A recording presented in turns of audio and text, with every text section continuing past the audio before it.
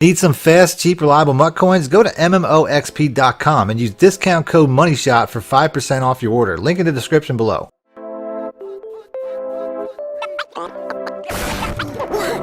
Welcome back, YouTubers and Madden fans. This is Mad Money Shot, sniffing up the Madden cheese as always. Got another tip video for you today. In today's video, I'm going to be very focused on the user, whether you're on offense or defense. These are 7 tips that are either to be a better user on defense, or when you're on offense, how to beat a great user on defense. So ultimately, all these tips are really geared towards that because the user is really the great anomaly when it comes to Madden. I mean, you can read a defense, you can diagnose a coverage, you can do a lot of different things, but if a user is really playing his game well, he can always be the X factor and stop things that shouldn't be stopped based on the coverage they're running. So we're going to start off on defense. Like I said, a lot of these tips are translatable on both sides of the ball. I just put this defense out. The last video I put out, I think it was Tuesday, out of the 3-4 bear. Actually, I'm starting off. I really mix in the 3-4 bear and the 3-4 even quite a bit. You're probably going to see those as my 2 base defenses that I use the most. I really was just waiting to see what he picked. So he comes out in a 2 tight end, 2 wide receiver set. So ultimately, I have to look at that and say that's pretty much a run set. So I'm coming out. I mean, most people will run the ball when it comes to Madden 20 anyway. So I come out in a run defense. I don't know if he switched over, but he tries to pass it over the top. He goes right to Tony Gonzalez, which brings me to my first point. Try to identify your opponent's MVP on offense as soon as possible. Now, right there, he threw it to Tony Gonzalez on the first 2 plays. So I pretty much know, especially, I mean, the X Factor is a dead giveaway, and that's typically the people that they are going to, they're going to use the most, that they're going to try to target. That's really going to cut down on the guessing game when it comes to what your opponent is doing. Now, my second tip would be mix it up. Don't come out in matching defenses and back-to-back plays, or at least try not to. I'm mixing it up pretty much between man and cover 2, try and keep him off balance, making sure that he doesn't key in on any specific play or route that beats a specific coverage. Because if you come out in something, you're going to notice my opponent does that a little bit later. If you come out in something too repetitive, it gets easy to beat. So I'm definitely mixing it up. If you do find a defense that works and they're having trouble beating, make sure you make them prove it before you move on. So if you do have a success with something, like I'm having more success with cover 2 than I am having with man, make sure you make them prove it. Don't just give them a free pass. Make sure they have to beat that. Now, my opponent here is doing the same thing. He came out in this formation on the very first couple of plays and went to Tony Gonzalez. So I'm going to remember that. So based off of the fact that I've seen this formation, and that's going to help me flow my defensive coverage to Tony Gonzalez. Gotcha, bitch! He could go all the way 95 yards!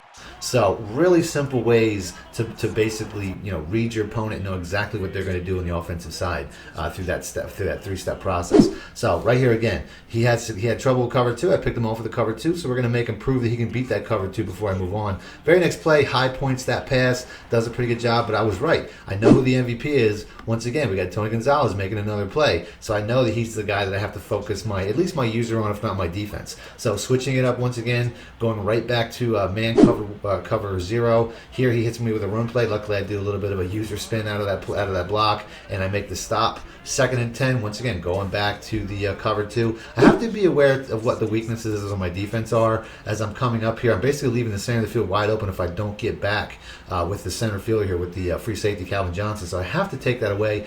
Right here, I run through the tight end. You can see right there, he had second thoughts to throw it to that tight end once again because I cut him off, and he basically holds it until he gets sacked. So my next tip is the force down. This is 3rd and 21. He needs to get a first, so I'm just going to send the house. 9 times out of 10, nope. I'm going to send the house on 3rd and long 3rd downs because that's the one time where people can't settle for something short of a first down. So I call it the force down, where I'm going to force them to do something different than what they want to do. So the next tip is user tells. Most people on defense and offense will make mistakes where they basically expose their hand. Like right here, he basically was exposed and he was going to cover that slot receiver. So I switched over to a run play. Here's another one right here. He stays in the middle that time because I beat him on the previous play, but it's too late. I only need a yard, so it's going to be something that I can easily get.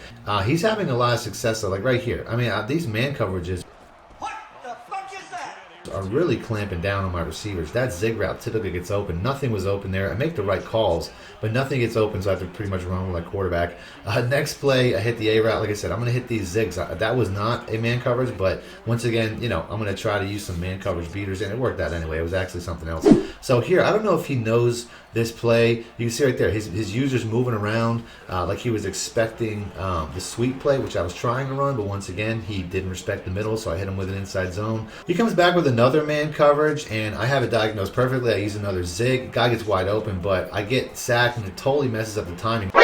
Break through it, but by the time I get the ball out, I mean, there's no field left, and I just throw it right into a pick. So that hit definitely messed up the timing. Should have probably just took the sack, though, at the end of the day. Like I said, I was surprised I got out of the sack in the first place. So we're right back on defense. And he's still coming out. I mean, he hasn't really spent a lot of time trying to bomb it up.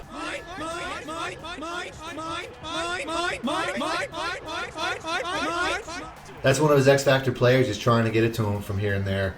So right here, once again, he's got to tell. Once he sees this formation, he drops back right to the middle. I'm expecting to use one of these, one of these vertical routes, but it was a man coverage anyway, so it totally threw me off, and I get sacked. 2nd and 18, we're going to try something that's a little bit more of a man coverage beater. I don't wait for it, though. I just take the underneath route. We're just going to get as much as we can here. We'll almost get the first down. So, even though, I basically just lost field position when I threw that interception, I still have some time. I'm going to try to go down the field and make a play. 3rd and 2, we diagnose the man again. His man coverage, though, is having some really seriously tight coverage on some of these receivers. Like that zig usually works 9 times out of 10, and that ball gets batted down.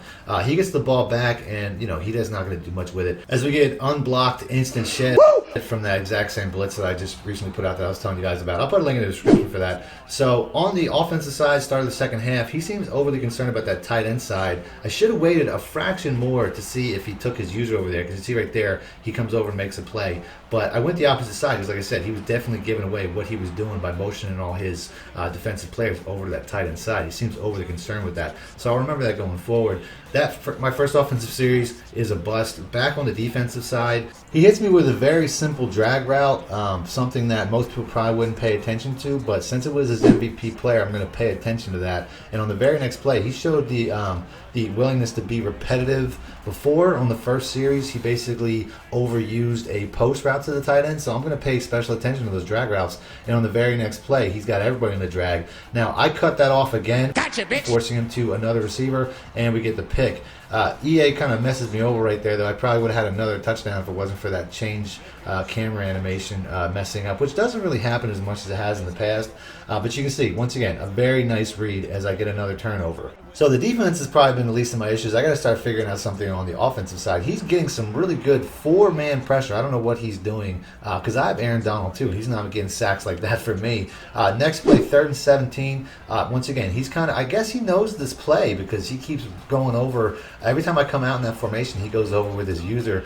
I planned to go for it anyway, so I had no problem right there, wasting that down, hitting with an inside zone, just making it a 4th and manageable. So 4th and 9, I'm watching him all the way. He doesn't commit to this A route as he's worried about the 2 crossing routes, and I just wait for him to hesitate a little bit, and then I hit him over the top, and we get a first down. So basically now I'm just going to start hitting him with some double drags because the zigs aren't working. He's covering those, which typically don't happen.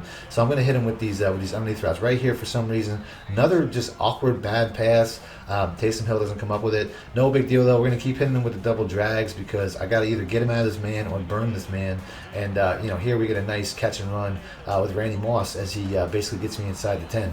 So we're starting to get some stuff going here. Like I said, we're going to keep going with double jabs. I'm going to make him prove that he can either stop this or I'm going to make him switch defenses. And we hit Taysom Hill right here. I'm just watching the user. Whatever side the user doesn't go to is pretty much the drag side I'm going to take because the user's the real problem. And then on 2nd and goal, once again, he's overly concerned with the tight end side. So I just wait for him to motion himself, take himself out of the run play, and then I just wait. I just snap. The second he's going across the field, I snap, go to the opposite side, and he takes himself out of the play. He overthinks it, and he's just a non-factor as I punch in that touchdown easily. So you can see the value of these user tips. His user on defense especially has been very good as far as stopping a lot of things that I've been trying to do. So these little nuances a lot of times can really make the game easier if you lock them down. So next defensive series, once again, he's working Tony Gonzalez. Like I said, I know he's the MVP. I got to watch out for him. Very next play, I follow the drag because he's been all about that. Gotcha, bitch. And then I drop right into his MVP, which is, you know, once I see Tony Gonzalez, once I see that X underneath Tony Gonzalez coming across the middle of the field, it's pretty much a guarantee. Now, I think he wanted that drag, though. I think that was the first read that he wanted to take, and then when I really took that away, it took him a while to get the next read, which is why I had time to take it away and get a pick. So, next series on offense.